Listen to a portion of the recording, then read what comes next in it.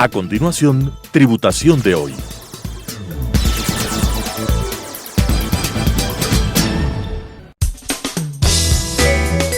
Clasificación A. Apto para todo público.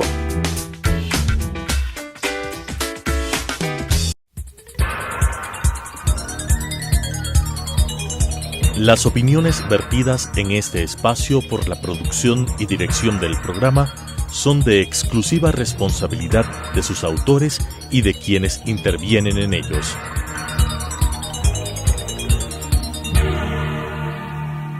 Telesucesos Canal 29 UHF presenta Tributación de hoy, un programa destinado para los ciudadanos en su entorno fiscal para el Ecuador, con la conducción de la doctora Cristina Trujillo. Tributación de hoy. Tributación de hoy, un programa diferente donde abordaremos temas relacionados con el ámbito tributario, financiero, laboral, pero sobre todo la importante presencia de entrevistados que nos ayudarán a comprender el ámbito legal de nuestro país. En esta noche tengo a un entrevistado de lujo, Esteban Ortiz, un abogado experto en el ámbito societario, que nos ha acompañado en varias ocasiones para contarnos novedades importantísimas. Muy buenas noches, Esteban, qué gusto tenerte en nuestro programa y me siento súper contenta porque no es la primera vez que nos acompañas. Realmente tenerte en nuestro programa es un lujo porque vamos a hablar sobre las novedades, sobre una ley que siempre nos trae expectativas, la ley de compañías. Esteban, bienvenido a tu programa Tributación de hoy. Muy buenas noches, ¿cómo estás? Gracias, Cristina, el gusto es mío, el honor es mío en realidad.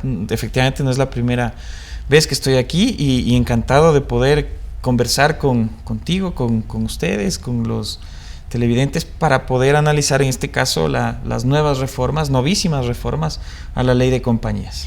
Mira, Esteban, como la gente sabe, para mí siempre pues tener a un abogado tan experto en materia societaria y siempre con un lenguaje súper sencillo, y cada vez que te invito a mi programa, sabemos que tenemos una audiencia gigantesca para contarnos las novedades de esta ley de compañías que se vuelve a actualizar, y vamos a hablar en un lenguaje súper sencillito, porque sabemos que en esta noche, en nuestro programa de tributación de hoy, que luego se va a replicar en redes sociales con una gran audiencia cuando tú nos acompañas, vamos a comenzar. ¿Qué trae de nuevo a esta ley de compañías que ya sufrió un primer proceso de modernización hace poco tiempo y que hoy trae un nuevo proceso de modernización? Sí. Como solo tú lo sabes hacer, vamos a explicarle a toda esta audiencia que en esta noche nos está viendo en nuestro programa, ¿qué se adiciona al primer proceso que ya se dio de modernización? Esteban, cuéntanos. El derecho societario y el derecho mercantil es el más común de los derechos. Así es. Entonces es una maravilla, porque además es un derecho transversal. Entonces, por eso el tema de la ley de compañías en este caso tiene distintas aristas. Entonces tiene efectos tributarios, tiene temas de auditoría, contables, yo qué sé, de derecho, desde luego. Para tener una idea qué es lo que ha pasado en el país. En el país, efectivamente, desde el año 2020 que se aprueban dos leyes importantes para lo societario, que son reformas a la ley de compañías. Desde luego cambia completamente la forma de entender el derecho mercantil. Me gusta lo que estás diciendo. Esto es muy importante, porque esa idea o ese derecho societario de pasar papeles, de firmar tonterías, de entregar balances como un mecanismo de control cambia completamente. No digo que no existan obligaciones, que las compañías no tengan obligaciones ni tengan que llevar balances, no, todo lo contrario, lo tienen que hacer, tienen que cumplir sus obligaciones. Hay un hecho formal. No, desde luego, por supuesto que tiene que existir, ¿no es cierto? Pero se concentra justamente en cambiar anacronismos, en modernizar los procesos para que las compañías progresen. Es decir, a todo empresario, ¿no es cierto?, lo que le interesa no es la discusión entre los abogados de si el contrato de compañías se firma entre dos o más. No, esas son tonterías. Al empresario, a la compañía le interesa ganar dinero, le interesa producir, le interesa llevar el pan a la mesa. Y hoy, no esperar a que los abogados terminen de discutir conversaciones y discusiones estériles. Esto también para los abogados, pues yo necesito pagar las cuentas y pagar la nómina y pagar impuestos. Así es. Entonces, lo que busca la ley justamente es, tiene dos grandes aspectos o dos grandes objetivos. Ejes. El primero es eliminar las barreras de entrada. Es decir, hacer que las compañías o que los empresarios utilicen las compañías y que sea fácil la utilización de las compañías. Ya tenemos el ejemplo de las SAS, tenemos el ejemplo de la modernización inclusive, la forma de constituir. Ahora en el país se constituye en 10 minutos una compañía, ¿no? Así de simple, con 2 clics se acaba, en 10 minutos. Esto nosotros vamos a otros países y se quedan sorprendidos. Yo hace poco estuve afuera y estoy explicando esto y se quedan, dicen, ¿y esto cómo se logra? Entonces, y de hecho, lo que dicen es el país está a la vanguardia en el derecho societario. Esto, una cuña y cierro el paréntesis. Entonces, eliminar conceptual... Y no es una cuña, es una realidad. El tener ahora una constitución y cuando dicen, ¿y qué compañía me aconseja como abogada, Cristina, constituir? En su país, ¿hay SAS? Sí, hay SAS. Claro. Y es real. Y ayuda muchísimo, a los emprendedores y esto los se ha notado, ¿no? Y a los grandes también, o sea, medianos, pequeños, grandes, medianos, pequeños, a todos, porque esto es a todo nivel, o sea, es un mecanismo fantástico para poder realizar operaciones o tener el instrumento de una manera rápida, ¿no es cierto? Entonces el gran primer mecanismo, hablando de lo que complementando lo que hablaba hace un momento, es que se encarga justamente el derecho societario de eliminar barreras de entrada. Ese es el primer gran objetivo y lo hemos conseguido. Excelente. El segundo gran objetivo es resolver los problemas societarios, ¿no es cierto? Resolver los problemas societarios. Me gusta cómo estamos abordando el tema. El primero, entrar. El segundo, resolver. Claro, porque mire usted lo que pasaba antes. ¿Ya? Usted tenía una compañía, una anónima. Usted tenía el 50%, teníamos. Yo era el otro accionista con el otro 50%. Nos peleábamos. Bueno, con usted no me voy a pelear. Nunca, jamás. Pero jamás con el Esteban, nunca me voy a pelear. Sí. En el hipotético, ¿no es cierto? Simplemente para hacer fácil el ejemplo, ¿no? Nos peleamos, ¿no es cierto? Vamos a una junta, usted dice que no, yo digo que usted dice que sí, yo digo que no. Así es. ¿Ya? Las mujeres siempre tienen la razón. Entonces usted dice que sí, yo digo que no. ¿Cómo destrabamos? ¿Cómo solucionamos? Así es. Entonces, ¿qué es lo que pasaba en la realidad? Compañías viables, compañías solventes, se peleaban los socios porque tenía mucho dinero, porque tenía mucho lo que sea, y se morían. Así es. Entonces se moría el negocio por la pelea, porque ya no podían aprobar balances, porque ya no podían hacer lo que sea, porque tenían problemas, porque ya no tenían cómo designar al administrador, entonces eso ahora ya se soluciona, por ejemplo, con las SAS, para establecer mecanismos de solución puntuales, para poder establecer dirimencias o un dirimente, un voto dirimente, o yo ya pongo y estructuro mecanismos para poder solucionar este tipo de cosas, ¿no es cierto? Entonces eso pasaba con el anterior esquema, ¿no es cierto? Rígido, completamente rígido. Es que si no es así, y era una locura. Claro. Y estábamos nosotros acostumbrados a eso, acuérdese, hasta hace 2 años, ¿qué era lo que pasaba la junta? No, el quórum tal, no, tiene que ser la convocatoria en el periódico de mayor circulación, y si no, todo se iba por ahí se iba. Así ¿no es. es cierto? Así Entonces, es. ahora no, ahora hay soluciones. ¿Qué pasa si hay fallas en la convocatoria, pero si es una cosa formal? Se puede utilizar figuras como la renuncia a la convocatoria, por ejemplo. Entonces yo igual, y puede ser una renuncia antes, durante o después. O sea, ahora hay mecanismos que se asesoren también con su abogado experto. Eso es importante, ¿no? Por eso hay los abogados expertos, por eso hay que estar con los mejores, definitivamente. Ahí tenemos que justamente hacer hincapié, porque muchas veces la gente no conoce y cree que el esquema es anterior. Este esquema de una acción, un voto, por ejemplo, con las SAS ya no existe. Entonces yo puedo generar soluciones. Pero bueno, vuelvo a los problemas de agencia y al segundo gran mecanismo de para qué sirve la ley de compañías, o para qué debería servir la ley de compañías y en general el derecho societario. Y este mecanismo de defensa o de protección a los accionistas o a la compañía, o para resolver los problemas societarios, es lo que se conoce como los problemas de agencia. Y esto es en donde se tiene que concentrar el derecho societario. en resolver estos problemas. ¿Por qué es exitoso Delaware, por ejemplo, en Estados Unidos o en Europa, algunos países, o las directivas europeas? ¿Por qué es exitoso? Y el mundo en general, sobre todo esta el mundo, visión global, ¿por qué es exitosa? Que tiene, que está a la vanguardia. Y es exitosa por dos mecanismos. Primero, por la facilidad, como le decía, de entrar. Nosotros ya lo logramos. Y el segundo mecanismo, por ejemplo, en Delaware, para poner el caso de Delaware, de Estados Unidos, que es la meca del derecho corporativo, para la gente que no sabe, ¿ya? Y es porque, no tanto porque es más barato, o porque pago menos impuestos, o porque es un paraíso fiscal, o lo que sea, que no lo es. Que no lo es, no lo es. Sino porque me solucionan los problemas. Solución si yo tengo un conflicto. problema con el accionista, ya hay una corte que me soluciona los problemas. Hay un derecho que sabe cómo solucionar. Hay un marco problemas. Regulatorio. Y eso es lo que busca el inversionista. O sea, si los dos somos socios, ahorita estamos bien, chéveres, no sé qué. Así ¿En qué es. pienso?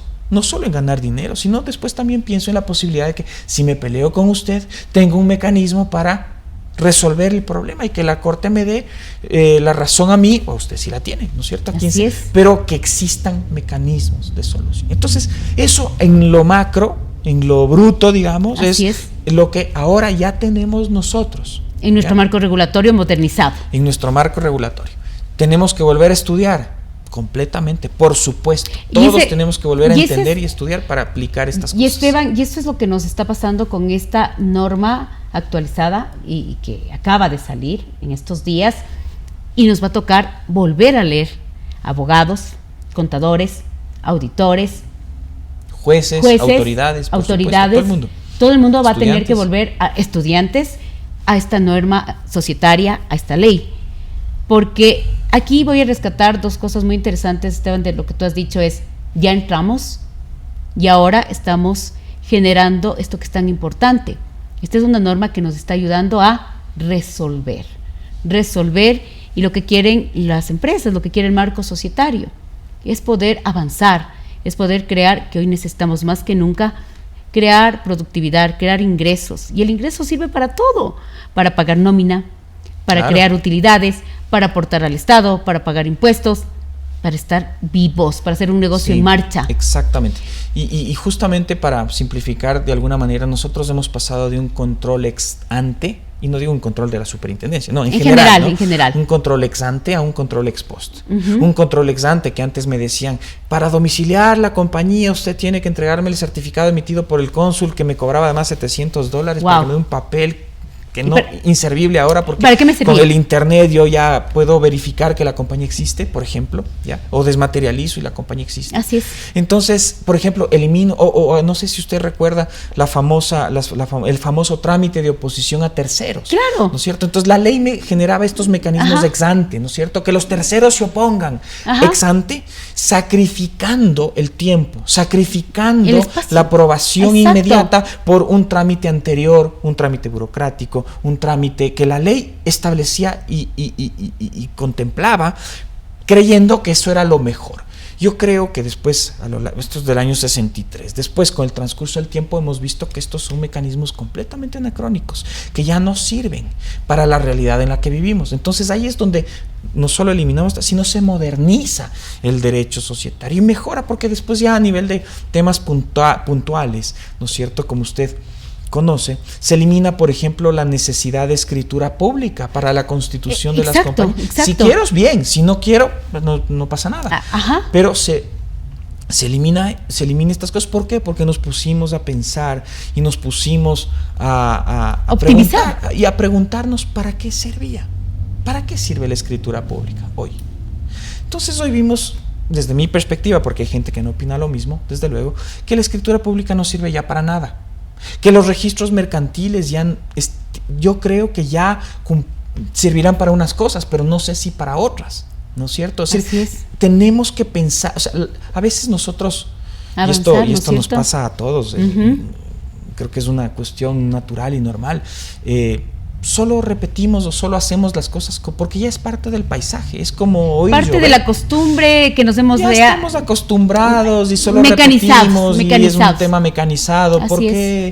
¿Por qué matriculo el auto? Bueno, porque voy y hago esto, estos son los pasos, porque todos los años lo hago lo mismo y lo mismo. Pero nosotros en algún momento, hace un par de años, nos empezamos a preguntar, bueno, ¿y ¿Y para qué? Lo tengo que hacer. ¿De verdad esto existe? Claro. Y son preguntas legítimas, pero que a veces no nos hacemos.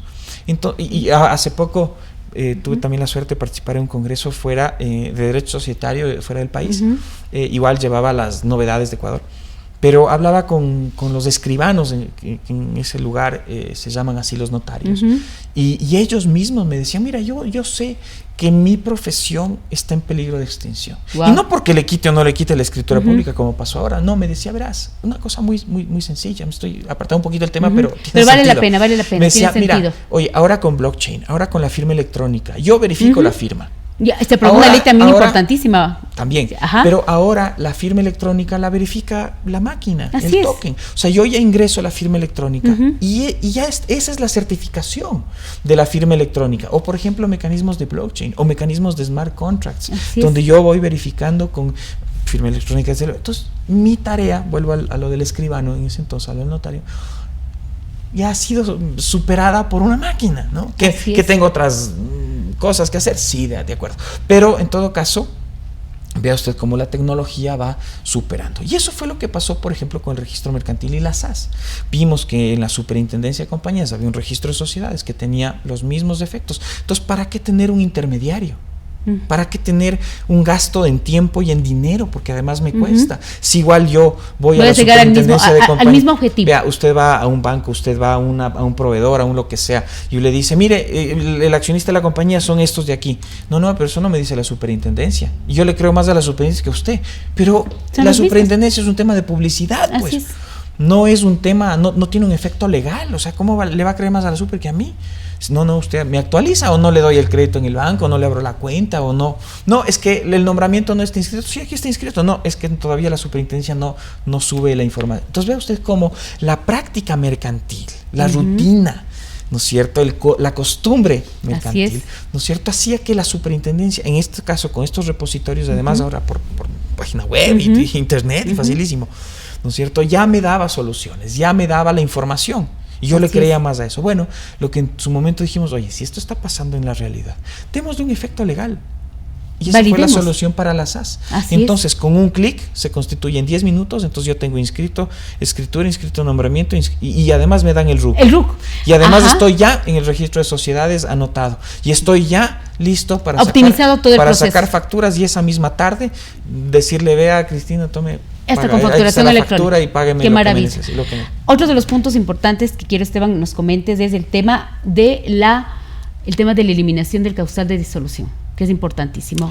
Comentemos. Eso es excelente. Comentemos porque eso es, y comentemos para que en esta noche escuche, por favor, que este es uno de los puntos, yo digo, fuertes, power. Comentemos. Comentemos. Así como hay barreras de entrada, también hay barreras de salida. Eso es importante decir. Y el tema del famoso principio capitalize or die, si no capitalizas mueres. Así es. Que operaba en el derecho societario. Esas son las cosas que nunca nos preguntamos, solo repetíamos, no, es que la causal de disolución, pero de esa ¿para qué? ¿Para qué sirve? Exacto. Y efectivamente con esta norma hay varios cambios en cuanto a la legislación, en cuanto al tema de las salidas. Y ahora voy a explicar 2 o 3. El primero sin duda es este. Se elimina la causal por pérdidas. Es decir, ya no entro en causal de disolución si tengo resultados negativos. Ni un 1%, ni 10,000%. No. Si se acabó la causal. Está eliminado. Se acabó la causal por pérdidas. Escuche, por favor. ¿Ya? Se eliminó porque queremos que usted siga operativo. Efectivamente, y se elimina la causal por pérdidas. Entonces, es que es lo lógico. Mire usted, en lo mercantil, en las compañías, es riesgo. Nadie me puede garantizar un resultado. Nadie me puede garantizar. El que le está garantizando el resultado le está mintiendo. ¿Ya? Es que usted no sabe huya de esa inversión. Es que nadie le puede decir si el día puede estar bien o puede estar mal, el cliente se le fue o no se le fue. Y si pierdo, está bien. Y si pierdo el siguiente año, o sea, no pasa nada, me recupero al tercero. O sea, lo ideal no es perder tampoco plata, lógico, hay que hacer el esfuerzo. Pero si pierdo, ¿y si es ¿por real, qué entro en causal de disolución? ¿Y por qué me pongo yo por qué tengo que capitalizar y buscar un mecanismo? No, Además, también aquí ya rompimos también otra vieja discusión y anacrónica discusión, que es esta famosa discusión que a veces tenemos algunos, tienen los doctrinarios sobre el sentido del capital, y no voy a entrar a las funciones del capital, pero se rompe esa discusión porque ahora, y desde hace mucho tiempo, ya la función del capital ya no existe, ¿ya? Usted va a un banco, ¿ya? Y usted como compañía, ¿ya? El banco le dice, perfecto, le voy a prestar plata, pero déjeme ver su estado de cuenta. ¿Y a usted le prestan por el capital que tiene? Por el activo, por el patrimonio en general, por los bienes que pueda tener, porque usted puede tener un capital de $1, pero tiene un inmueble de $1 millón, que eso es la hipoteca para garantizar el crédito. Listo, le presto por eso, no por el capital. Esa es la función de garantía del capital, ya eso quedó superado hace 70 años. Lo que pasa es que aquí no nos dábamos cuenta. Todavía hay unos anacrónicos que todavía discuten es que el capital. Y para lo único que sirve el capital es en las acciones anónimas, en las compañías anónimas que tienen una acción, un voto, para poder distribuir los porcentajes. Pero inclusive en las SAS ya rompimos con esas cosas, donde yo puedo tener una acción con $1, pero puedo tener el 80% de los votos. Entonces ya rompo esa lógica, una acción, un voto. Todo depende de los negocios, ¿no es cierto? Pero en todo caso, estas son las cosas que el país tiene. Estas son las cosas que se modernizan. La causal por pérdidas es desde luego un gran avance. Y esto es una discusión que en otros países todavía se da. Nosotros ya la hemos superado. Eliminado. Es maravilloso. Se ha eliminado. Porque se elimina. Entonces ahora, las compañías que están en causal por pérdidas ya no tienen que preoparse, ya no es una causal. Ya no es. Con usted, y las compañías, el tiempo se me pasa volando. Ya se nos acabó, no me diga eso. Ya se nos acabó el tiempo, pero vamos a hacer la parte 2 porque realmente le he escuchado con tanta atención. Es de mis entrevistados donde no interrumpo, definitivamente, porque siempre me toca interrumpir, pero realmente aprendo. Me he quedado totalmente gratamente escuchándole, definitivamente actualizándome, y voy a hacer el compromiso en esta noche de hacer la parte 2 con Esteban Ortiz, porque se nos quedó un montón de temas. Sí. Y quiero que en esta noche mandemos un mensaje para todas las empresas, para todos los contadores, para todos los abogados, para todas las personas que hagamos este compromiso de actualización. Mandemos un mensaje y compromiso de hacer la parte 2, porque me he quedado totalmente, gratamente, yo diría, no impactada, porque con usted el impacto no es, con usted es realmente seguir avanzando. Mandemos un mensaje y compromiso de la parte 2. Mandemos un mensaje a todas las personas que se conectaron en esta noche y que nos vamos a conectar, porque este programa sale en todas las redes sociales. Mandemos un mensaje rapidísimo a todas las personas que nos siguen. Le agradezco a usted y por supuesto, justamente solo déjeme cerrar con un par de cositas. Perfecto. Un par de ideas.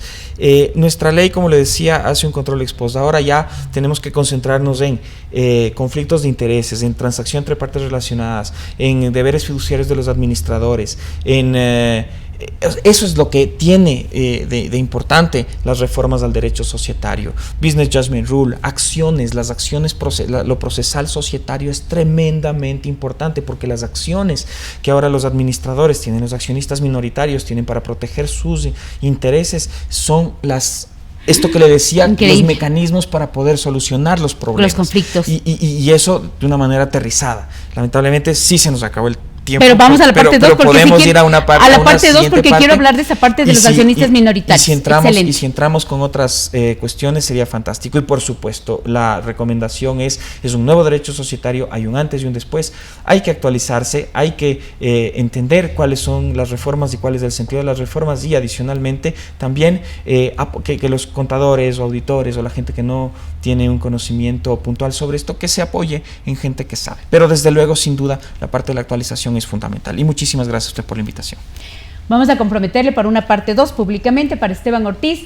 Lindísimo hablar con una persona que conoce tanto sobre la ley societaria, y es un compromiso de usted en que se capacite, se actualice, porque el derecho societario es importante para el diario accionar de todo nuestro país. Soy Cristina Trujillo, nos volvemos a ver en una próxima edición en su programa Tributación de Hoy. Muy buenas noches.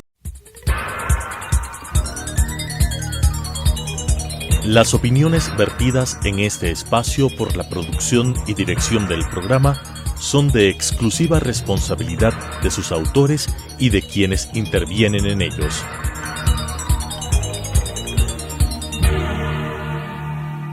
Telesucesos Canal 29 UHF presentó Tributación de Hoy, un programa destinado para los ciudadanos en su entorno fiscal para el Ecuador, con la conducción de la doctora Cristina Trujillo. Tributación de Hoy.